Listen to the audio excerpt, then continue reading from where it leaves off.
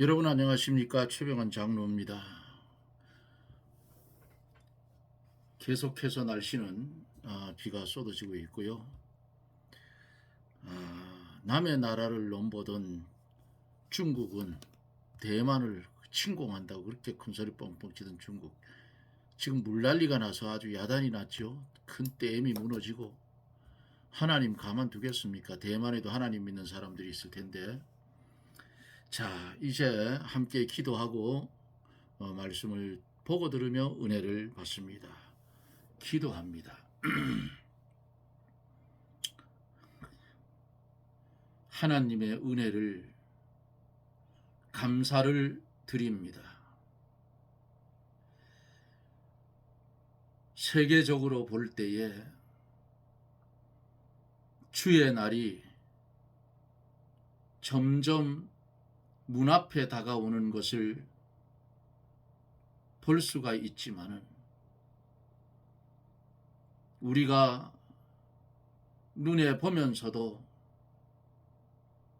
안전하다 평안하다 하는 이 현실을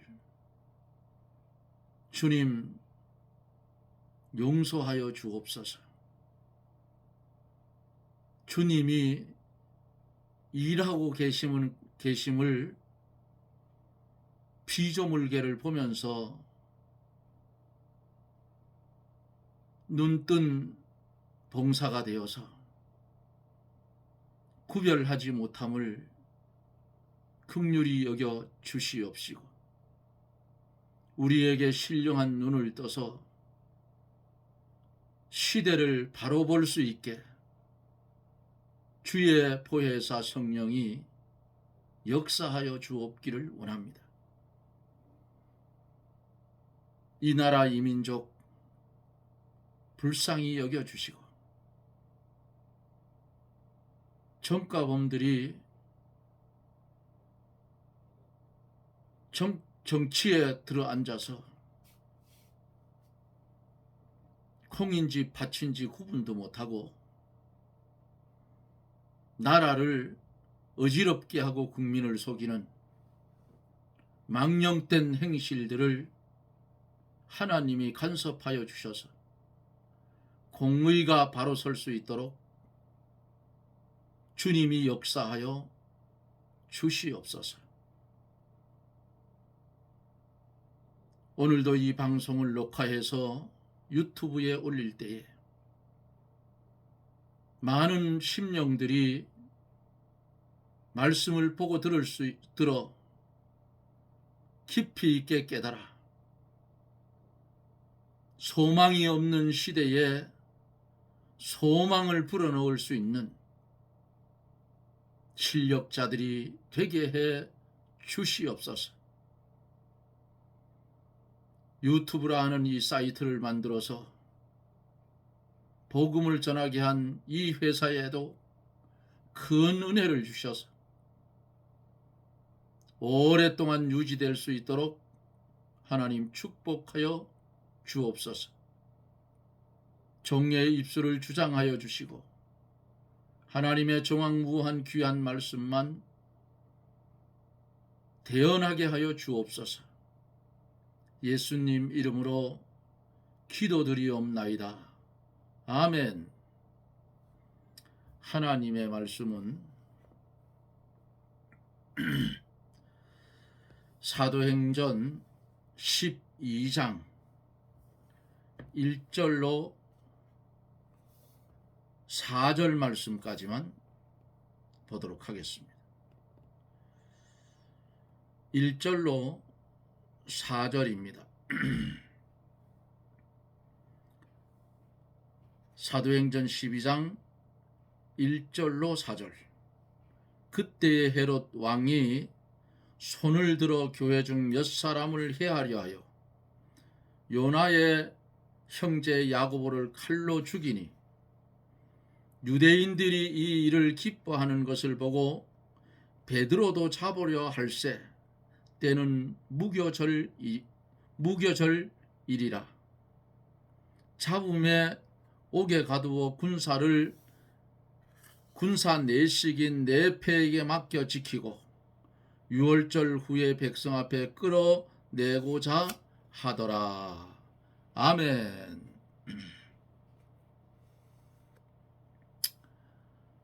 선지자의 말을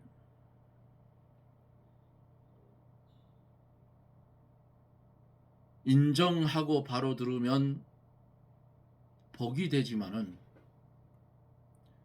선지자의 말을 듣지 아니하고 반대로 가면 화가 내게 올 수 있다 하는 말씀을 성경 속에서 볼 수가 있지요. 물론 거짓 선지자의 말은 들으면 안 돼요. 대표적인 그 예를 보면 아합 왕 시대에 그 있던 거짓 선지자들, 성경에 맞으면 다수를 따라가면 안 돼요. 한 사람이라도 성경에 맞으면 그 말대로 가면 생명을 구합니다. 여기 어제 말씀을 전하던 중에 아가보라 하는 사람, 이 사람이 선지자인데 글라우디오 때에 흉년이 든다고 한 말대로 흉년이 들었고, 흉년으로 인해서 어려움을 당하는 그 예루살렘에 있는 형제들에게 부조를 보내기로 작정했다 그래서 연보를 해서 헌금을 해서 보내기로 작정을 하고, 이를 실행해서 바울과 바나바의 손으로 그 한 헌금을 예루살렘 장로들에게 보냅니다. 오늘 본 본문 말씀은 야고보의 순교, 베드로가 옥에 갇히는 이런 비참한 모습을 본문 속에서 볼 수가 있습니다. 하나님의 말씀을 거짓 없이 전하면, 참 진리대로 전하면 환난이 와요. 일제시대 때에도 일제 신사참배를 하고 목회를 했던 목사들과 교인들에게는 환난이 있었어요? 없었어요? 없었습니다. 그런데 주기철 목사님, 손양원 목사님, 그 외에 많은 교육자들과 장로들, 교인들, 신사참배를 거절하고 창씨개명을 하지 않은 사람들은 환난을 당했어요. 대꼬쟁이로 손톱 밑을 들어 쑤시고 이런 고문을 받았어요.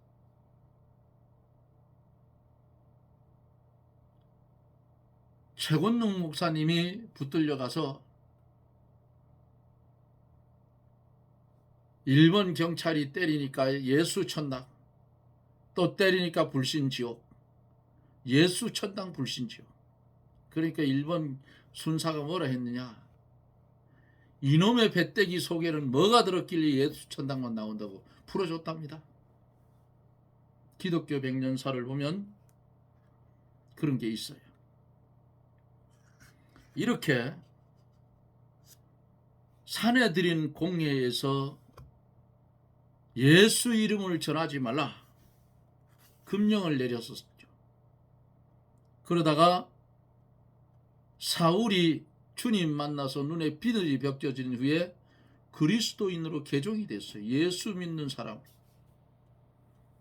그 후에 핍박이 시작이 됐는데, 오늘 본문에 보면은 1절로 2절에 보면은 야고보가 순교를 당합니다. 그때 헤롯 왕이 손을 들어 교회 중 몇 사람을 해하고자 하여 요한의 형제 야고보를 칼로 죽이니 그랬어요. 그때에 복음이 예루살렘에서부터 유대와 사마리아와 이방 안디옥까지 널리 전파될 때에 예루살렘 교회에는 큰 박해가 일어났어요. 헤롯, 이는 대헤롯의 손자고 헤롯 아그리파 1세입니다. 이 사람은. 이 헤롯은 로마 황제의 특별한 호의로 팔레스틴 전역을 통치하고 있었죠. 그는 기회주의자로서 로마인과 유대인에게 인기를 얻기 위해서 노력을 했어요. 헤롯 왕이 유대인들의 환심을 얻고자 해서 기독교를 핍박하고 요한의 형제 야고보를 칼로 죽인 겁니다. 주님의 12 제자 중 야고보가 첫 번째 순교를 당했어요. 이 야고보는 베드로 및 요한과 더불어 주님께서 특별 훈련을 시킨 제자예요. 그게 뭔가?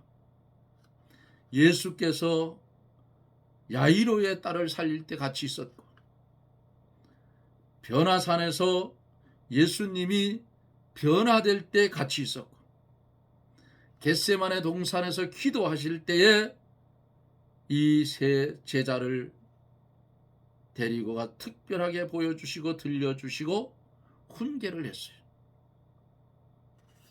이렇게 특별하게 훈련을 시킨 야고보를 이 세상에서 주의 일을 많이 하기 전에 왜 빨리 데려가셨나? 왜 데려갔겠어요?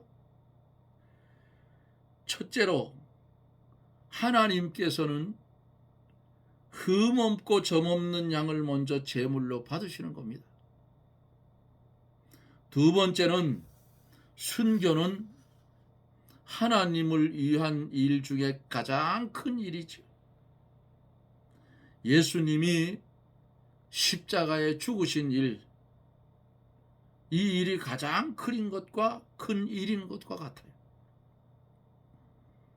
세 번째로, 순교는 땅에 떨어지는 한 알의 밀알입니다. 종자예요. 더 많은 열매를 맺게 하는 기초 공사입니다. 농장에서 파종하는 일과 같다 그 말이에요. 네 번째는, 순교는 본인에게 있어서 죽은 것이 생명에 삼키어지는 일입니다. 그러므로 순교하는 때가 가장 영적 수입이 많은 때다 그 말이에요. 이것은 마치 상인이 대목장을 봐서 큰 성공을 하여 거부가 되는 것과 같다 그 말이죠. 다섯 번째로, 순교자는 하늘나라에 가서 특별한 반열에 참여하게 되고 큰 영광과 상급을 많이 받게 되는 거예요. 그러므로 우리 주님께서 야고보를 특별히 훈련을 시키시고 먼저 순교의 제물로 받으신 거예요. 야고보가 순교를 당한 것은 하나님의 예정 가운데 있는 겁니다. 마태복음 20장 23절에 보면 너희가 과연 내 잔을 마시려니와 라고 말씀을 했어요. 이것은 야고보가 장차 순교 당할 것을 예언한 말씀입니다. 순교는 하나님의 말씀과 자기 생명을 바꾸어 가시는 거예요. 내 생명하고 말씀하고 바꾸는 거예요. 순교는. 그게 뭐냐? 내 생명보다가 하나님의 말씀이 내 생명보다 귀중해서 나는 그 말씀 중심에서 간다. 죽이려면 죽여라. 바꾸는 거예요. 육신의 생명보다 하나님의 말씀이 더 좋고 예수님의 사랑이 더 좋아서 거기에 생명이 삼키워진 거예요. 그러므로 순교라 하는 이 순교는 큰 하나님의 은혜이며 아무나 순교할 수 있는 것이 아니에요.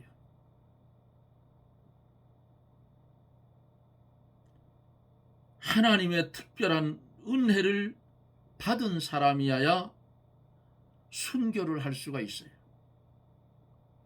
순교자는 우리들이 옆에서 보는 사람은 고통스럽겠지만은 순교자는 은혜 중에 가장 큰 은혜를 받은 사람이 하늘나라에 가면 우리가 지금 이 유한한 세상에 살기 때문에 못 보지만은 우리도 주님께 부름받아 예비된 아버지의 나라에 가면 거기에 순교자들이 주의 은혜 가운데 누리는 것을 우리 눈으로 볼 날이 있어요. 이 최 장로가 70이 넘었는데 그럼 80까지 산다고 치고 한 9년 남았는데 9년 뒤에 가면 하나님이 내 생명 더 연장시켜서 더 살게 안 하면 강건하면 80이요 했으니까 그러면 그 아버지의 나라에 가서 순교자의 반열에 있는 거 다 볼 수 있잖아요. 얼마 안 남았어요.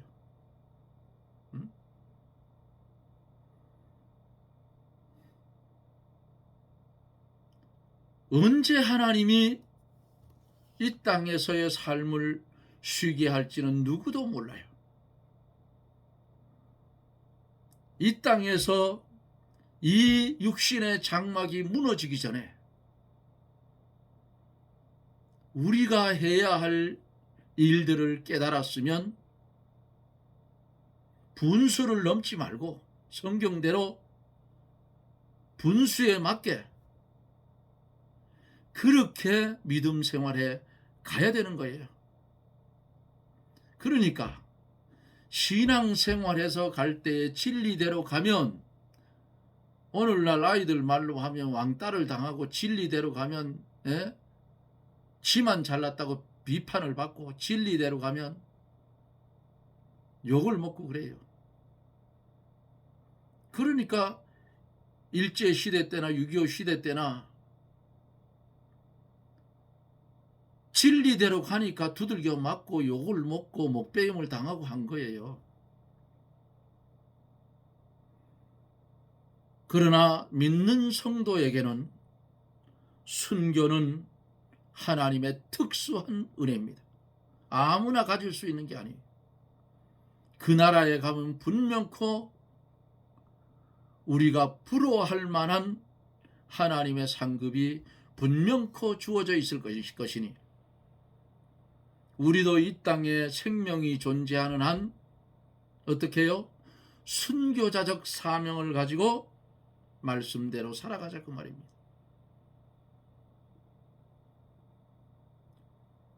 욕하면 먹고 진리대로 가다 때리면 맞고 진리대로 가다가 죽이면 순교당하자. 이거 머릿속에 늘 집어넣고 있어야 돼요. 기독교가 박해를 받을 날이 분명코 있어요. 몇이든지 죽인다고 했어요. 요한계시록에는.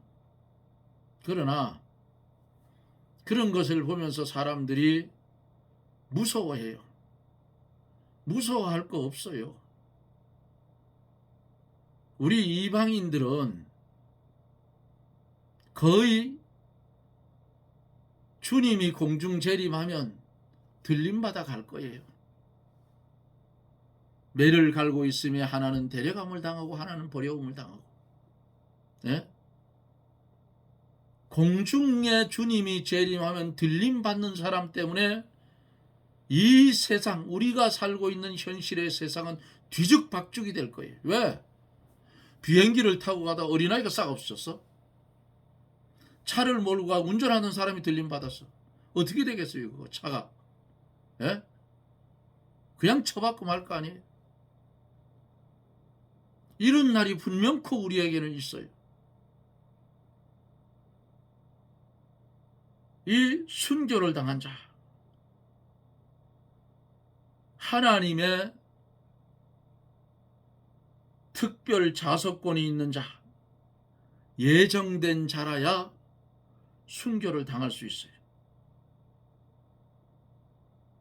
순교자가 있을 자리가 있는데 거기 예정되지 않는 사람은 아무리 순교를 당하려고 해도 하나님이 허락지 않으면 순교를 못 당해요. 못합니다. 하나님이 허락해도 왜? 참새 한 마리도 하나님 허락 없이는 안 떨어져요. 그게 성경이에요. 믿음이 없으면 뭐 그런 말을 하냐 이렇게 하겠지만 이게 성경이라고. 그래서 예수를 똑바로 믿고 진리대로 살려고 하는 사람들 보고 세상이 뭐라 하는지 압니까?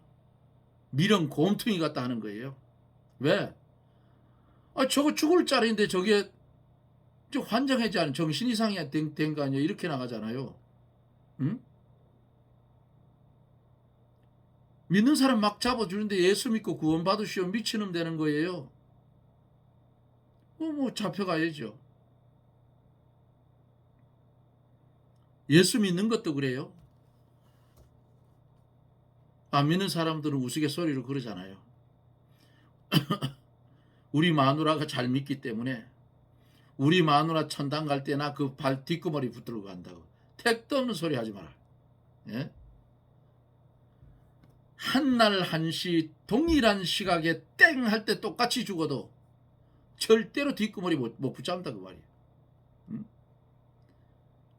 믿음은 개체입니다. 개체. 내가 아무리 사랑했던 아내고 아무리 눈동자처럼 아꼈던 아내라고 할지라도 예수 안 믿으면 나를 붙들고 천국 갈 수 있을까요? 노지요. 절대로 안 됩니다. 그렇다고 또 아무나 예수 믿는 것도 아니에요. 하나님이 예정해 놓은 사람 외에는 예수 못 믿어요. 믿으려고 해도 안 믿어져. 예수님이 인간의 부정모여를 통하지 아니하고 이 땅에 오셨기 때문에 온 인류의 죄를 구속할 수 있는 구속자가 되었다 하면 미쳤다고 그래요. 의학적으로 도저히 안 맞거든. 그러나 믿음의 눈으로 보면 믿어진다 그 말입니다. 이게 믿음이에요.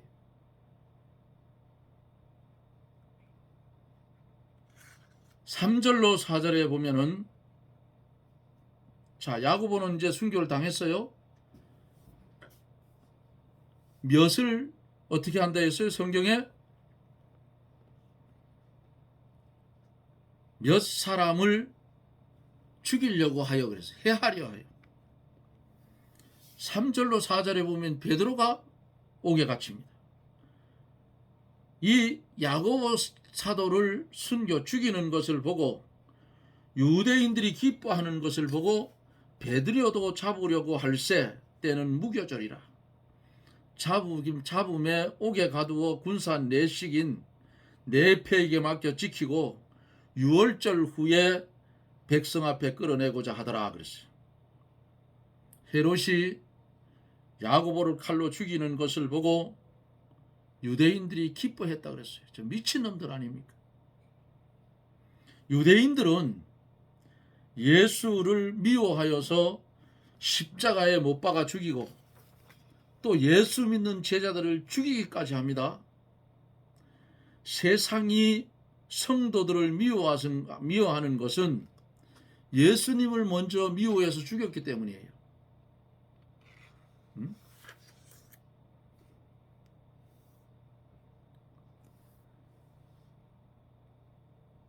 이 유대인들 아직도 현 이스라엘은 구약입니다.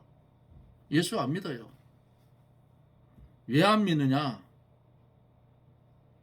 다니엘서 강해 속에서 제가 말씀드린 기억이 나는 것 같은데 언젠가 그것을 요약해서 한 2번에 걸쳐서 말씀을 드리려고 합니다.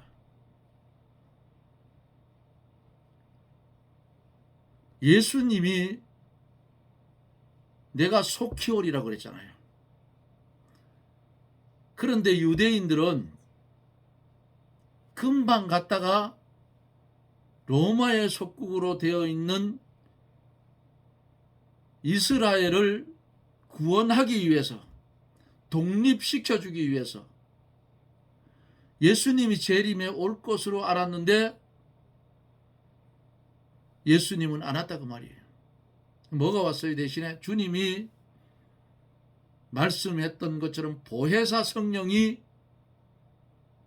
주님이 승천한 뒤에 마가의 다락방에 성령의 역사가 일어났어요. 근데 유대인들은 그 즈음에 예수님 다시 오실 것으로 착각했는데 그 착각이죠. 그런데 주님이 안 오니까 예수가 한 말은 거짓말이다. 이렇게 된 거예요. 이유는. 그리고는 그 예수를 배척하고 예수 믿는 사람들을 이제 잡아 죽이기 시작한 겁니다. 세상은 그런 거예요. 세상은. 헤롯 왕은 하나님의 대적이 되는 줄도 모르고 정권 유지를 위해서 유대인의 환심을 더욱 얻고자 해서 베드로도 죽이려고 합니다. 그래서 베드로를 잡아서 옥에 가뒀어요. 마침 무교절이기 때문에 베드로를 가둬놓았다가 6월절 후에 백성 앞에 끌어내어 죽이려고 그렇게 했어요. 유대인들은 당시에도 6월절을 더럽히지 않고 좀 더 잘 지키기 위해서 6월절에는 사람을 죽이지 않습니다. 그래서 6월절이 지난 후에 죽이려 한 거예요. 그들이 6월절과 6월절 양의 참뜻을 알았다면 6월절 양으로 오신 예수 그리스도를 믿음으로 받았을 거예요. 의식주의자들은 소경이라 신령과 진정을 모르니까 진리를 대항하고 더욱이 죄를 지어서 하나님의 진노를 쌓게 된 거예요.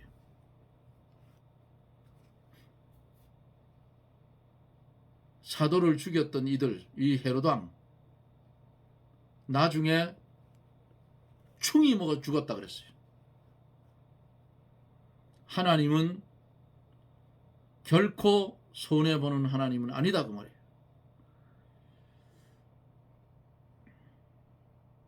만약에 유대인들의 생각처럼 주님이 오순절날 이르러서 보혜사 성령을 보내지 않고 주님이 재림에 왔다면 말씀을 전하는 최장로를 비롯한 우리 그 이방인의 모든 믿음의 백성들은 한 사람도 구원 못 받았을 거예요. 그렇지 않아요? 그러나 하나님이 예정해 놓은 이방인의 기약된 숫자가 있기 때문에 그게 차야 돼요. 이방인의 구원의 숫자가 차면 유대인들이 이스라엘이 예수님을 십자가에 못 박아 죽인 죄를 회개하고 예수 그리스도를 구세주로 영접할 그때가 마지막 때라 그 말이에요. 저 미국의 선거 요즘 보면 트럼프가 우세하다 뭐 어찌하다 소리가 나요. 글쎄요. 트럼프가 어떻게 했어요? 예루살렘을 이스라엘 공식 땅으로 인정을 해줬죠. 자, 그러면 그 예루살렘 안에 뭐가 있어요? 솔로몬하고 스룹바벨하고 헤롯 왕이 지었던 성전터에 해교 사원인지 뭐가 들어있어요. 이슬람 사원인지 뭐가 들어있잖아요. 그런데 이스라엘 사람들이 성전을 지으려고 붉은 송아지까지 다 준비를 해놨는데 한 가지가 없어요. 뭐가 없느냐? 성전 안에 뭐가 있어야 돼요? 법궤가 있어야 되잖아요. 법궤가 사라지고 없다. 그걸 찾아야 되는데 혹자는 말하기를 예루살렘 그 성전이 무너질 때에 아마도 그 지하에 법궤를 급작스레 그래 되니까 디도 장군이 쳐들어 하니까 숨겨놓지 않았나 하는 설이 돌아요. 거기에 법궤 속에 뭐가 들었나요? 아론의 쌍난 지팡이, 그 다음에 만나 항아리, 그 다음에 십계명 돌판, 이 세 가지가 들어있어요.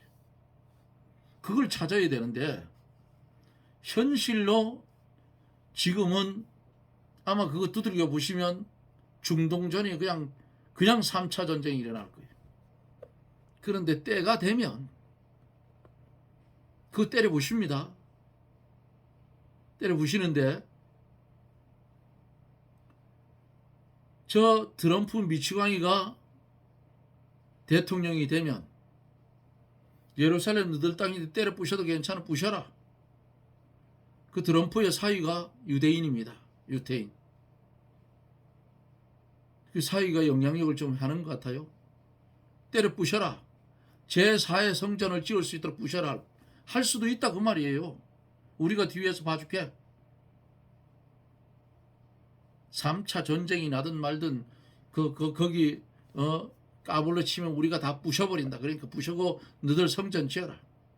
이렇게 할 수도 있어요. 그러면 로마가 망하면서 열조걸이 났던 로마의 10분국, 그들이 다시 하나로 뭉쳐진다 그 말이에요. 10발가락이 뭐예요? 다니엘서에 미래의 적그리스도의 나라예요. 10발가락이. 그게 로마가 망할 때 열조걸이 난 10분국이라 그 말이에요. 그게 뭉쳐지고 성경대로 단지파에서 나올 터인데 내가 하나님 성전에 앉아 내가 하나님이다 하는 그자. 그럼 성전이 없잖아요. 성전을 지어놓아야 될 거 아니에요. 적그리스도의 나라가 세워지면서 그 성전을 접수하고 거기에 성전에 앉은 자, 내가 하나님이라 하는 자가 유태민족 중에 단지파에서 나와요. 맞아요.